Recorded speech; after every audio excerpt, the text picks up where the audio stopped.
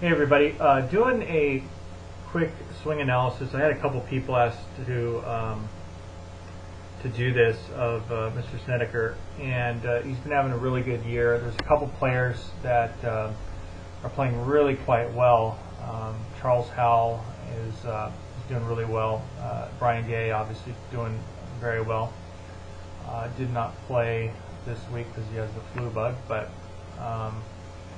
Snedeker at this point is the man to beat at the Pebble Beach tournament, and so what I'm going to do for everyone is just like I have done in the past, is kind of give some people maybe some insight or some ideas and things that they can use on their own golf swing when they're looking at some of these players. Now, what I'm going to do is I'm not going to use Brandt's driver golf swing, and the reason for that is, personally, I think he's not known to be the best driver of the golf ball. I think he's a very good iron player, and I think he's probably the best putter, one of the best putters on the PGA Tour. So if you were to pick at least one category, I'd pick his putting. He's probably the best green reader and the best intuitive person around the green that there is. So, but what we want to do is from a golf swing standpoint, is look at maybe an iron opposed to a driver. Okay, and I would say statistically he's probably falls within the average range on the driving, year in and year out. So nothing to take away from it, but also nothing that comparative to his iron play. So at that point, let's kind of look at a couple things. We're going to do the down the line views because I think this is pretty important. One thing on the address point, when he sets up, he does a little kind of a motion waggle right before he goes, and that means that he's trying to adopt a principle of not being static when he's over the golf ball. So just like most tour players, they have some pre-shot routine or waggle or motion before they go. And so when you see that, you'll see Sergio does a couple waggles. You'll see DJ does his knee work. A lot of different guys do different things. So he kind of does it with his finger. As soon as he takes his grip, he's put into motion. So you can see that he puts everything into motion. Now he's pretty orthodox as far as a lot of the backswing stuff. The club goes back, very similar to most of the players like Webb Simpson. What you're going to notice is that his shoulders, I put a yellow line right here. Okay, and this is something for you guys to monitor. Okay, so there's a yellow line. I'll put a pretty close to 65-degree line to his neck. And you'll see that as he goes back, the shoulder turn is just about parallel to his address tilt. Okay? And another thing, his left arm is pretty much parallel to his shoulders. So that's one thing to look at. Now, as far as his leg work, would I necessarily adopt what he does in his leg work? Probably not. I would say that's more of an idiosyncrasy than anything.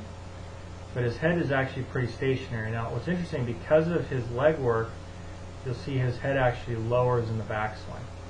Okay? And the reason for that is because there's not enough extension in his hips. Now, I'm not saying that, I wouldn't actually tell this guy to do much of anything at this point because he's playing so well. But he's also had hip surgery, so it's something to look at if you're trying to have some longevity. Because if you're a player and you want some longevity, I wouldn't have your hips resisting anything. Okay, it's just probably not a good idea. But there's a little change in knee flex, but you can definitely see that the shoulders have turned on a tilted angle. And I have another view. Jeff in Las Vegas did this video of this year. It's a little bit different camera angles. You can see the club looks a little bit more in when the club reaches parallel to the ground, opposed to it being outside. See that? So the club's actually just slightly in here. And then when we go halfway back, you'll see the left arm actually looks more inside instead of down the line. Okay, that's because this is somewhat parallel to his address. So this left arm halfway back, just like most players on the PGA Tour, is inward to a degree. Okay, now how much is it? Yeah, about 34 degrees probably. This is a mid to short iron. And you can see his shoulders are actually tilted a little bit there. His head's not moving. He has his caddy hold a stick there. Okay, and you can actually see that his hands get over and back from his right shoulder. So this is what's neat about camera work. If you had, Terry took this picture here. Terry probably didn't have the ability to get directly behind him, even though this is a great video right here. That's why I use a lot of Terry's videos. But he probably had somebody standing in his way, so he couldn't quite get the camera angle right. This one's a little bit better. It's just too far away. But you can see that his hands are up and back behind the right shoulder. And so this club looks like it's a little bit different angle than it is on the left. So whenever we look at camera views, sometimes it's good to take a couple different views just so you can kind of discern where things are. So if anything, if you look at this video, you say, okay, well, now I know I need to have the camera in the right spot. It's going to tell you a lot. So, but you can still see the idiosyncrasies of the hips and the legs here. This is something that actually on both sides I wouldn't really copy, especially if you're an amateur player. But everything is very orthodox in the top end. Okay, so you can see the hands are in and back. And if you're looking in a mirror, if you can get your hands back and up above your right shoulder, they have to be back, not just above, but back to a degree. That would be good because that's going to give you some ability to have some power. Okay, so that would be probably point number one in my opinion. Okay, now what we're going to do is we're going to go slightly into the downstroke here. So we're going to go right here, and you can see that, watch his hips. His hips are going to go into that flexion point. They start to flex over. His left arm gets parallel to the ground right there. You're going to see both elbows are fairly level to each other. Okay. This is point 2 that I want you guys to look at. So right there. Alright, now, right about there. So, yes, it looks a little different, but realistically, both elbows are both parallel to the ground, and the shaft is laid back on this angle. Okay, and notice that his left shoulder, both of these, is lower than his right. So what I see a lot of amateurs doing is they do something completely the opposite. What they do, most amateur players, this is something I want you guys to look at. This is pretty important. Most players, when you see, and I don't want to put up a picture of an amateur because I don't want to put everybody on the spot, but the left shoulder starts to come up, the right shoulder starts to lower, and this shaft where the red line is actually looks steeper.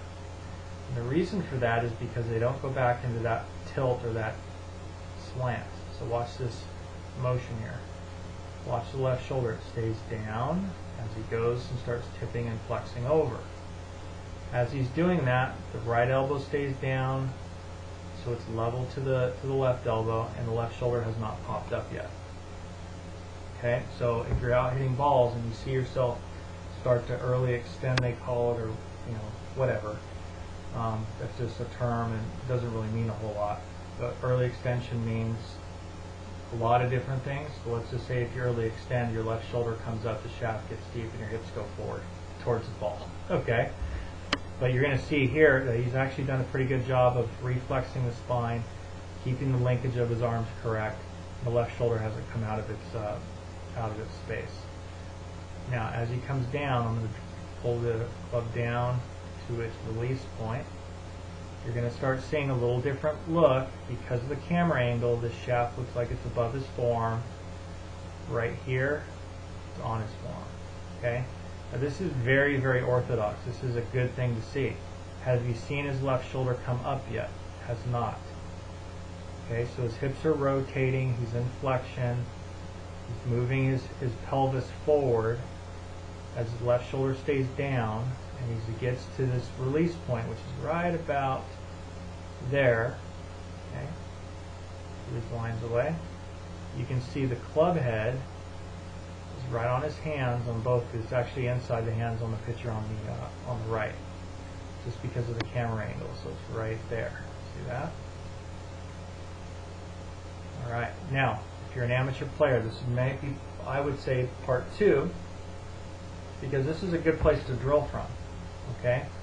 So if you just did this, made this your backswing, and just kind of learn that this is where you want to be on the downstroke, is have the hands right underneath the shoulders, the right elbows, underneath the left, and the club head is just slightly inside your hands. From there, you can do a lot of good stuff. Okay, and this is why he's, one of the best players in the world. So when he comes into the golf ball, call that your release point. You see his hands are in the same spot. But look at his belt. It's changed. Now that what he's done, and we can look at it pretty clearly from here, is he's gone from a flexion piece here. He started extending his pelvis as he hits the golf ball. And the whole time he's doing this, he's not really moving his head any direction. It's staying pretty steady right there. Okay? Both these pitches, in fact, this caddy's holding that shaft there just to notice that. Okay? And then through the ball, he does a couple things a little unorthodox. Kind of has this over-rotational look. Starts spinning around a little bit. But, the ball's already gone. It doesn't know. Okay? So it doesn't really matter. To me, it's just a little bit unorthodox. But the big thing, I think, for the amateur player is that if you can take this look, and then from there you learn to extend to hit the golf ball with your pelvis without moving your head, that's going to be a good thing. Okay? We'll look at it from this camera view. So right there. And then the pelvis extends. You can see how he hits out on the golf ball. Not hitting across it. And he's into his finish. Okay? Now what we're going to do is we're going to recap this just for a second. And what are some of the keys that we mentioned? Okay? So, didn't mention anything about the setup other than the fact that he has a little pre-shot waggle with his hands. Okay, so I think for an amateur player, I see a lot of guys on the driving range that just kind of camp there. And what this does is this kind of primes yourself for movement. And, kind of like a, I like using the terminology like a high jumper running up to a line doesn't stop. Okay, and then jump. He kind of bounces around and runs and then hits the line and jumps. This is exactly what he's doing. Then he goes to the top, very orthodox. We're not going to talk about plane lines or that kind of stuff. Okay, it doesn't matter. But what he's done is he keeps his head very still, very centered, and his shoulders are on a tilted angle. So that's something to look for. Now, as you do that, this is kind of point number 2. Club is going to be back and in from the left shoulder. Okay? Now, is this exactly what I would teach? No, there's a few little variations I would do. It doesn't matter though. Okay? Because that's a whole other topic. But some of this stuff is very, very good. And then as he goes into his downswing, for you guys that want to videotape your swing, these are some things to look for. Making sure that your left shoulder hasn't immediately popped up and that your hips go into flexion. In doing that, you're going to look for these two pieces. You're going to make sure that your elbows are in line and that the shaft is either mid-humerus or slightly below it. It could be somewhere in here. And that should be fine. If this shaft starts looking like it's going this way, that's a problem. And if the shaft's coming up through your shoulder, that's an even bigger problem. Okay? Don't want to do that. And what's actually interesting is this whole week up at Pebble Beach, there was a couple players that had the shaft coming high through their shoulder, and they're not playing very well, ironically. So I'm not going to name who those guys are, but they'll figure that out at some point when they have to play better. Okay, now when they come down to here, this is your release point. In my school of thought, we would call that P6. And you're going to see the left shoulder didn't change as far as the height, but as he's done it, his weight's obviously moved slightly off his left foot into his left. I'm sorry, off the right foot into his left. And then he goes into extension with his hips without moving his head. This is kind of point 3. Okay, and then everything past that doesn't really matter. Okay, he just kind of does his finish. Okay, so hopefully that makes sense, guys. If anything, I would, look at if you look on TV with Snedeker, make sure when you watch he's very deliberate. And I think that's one of the things that makes a great player. Is a very deliberate player. He definitely likes to plot out the golf course, probably better than some of his counterparts. And obviously his short game is off the charts good. So every tour player out there has differences, but a lot of them have similarities. I just think that he has weighted really heavily in the ability to plot the golf course out and where to hit the ball and how to score. So that's one of the reasons why he's doing so well. And obviously confidence, breeds confidence. So he's doing well year after year. Okay, so hopefully this makes sense. You guys have any questions, just let me know.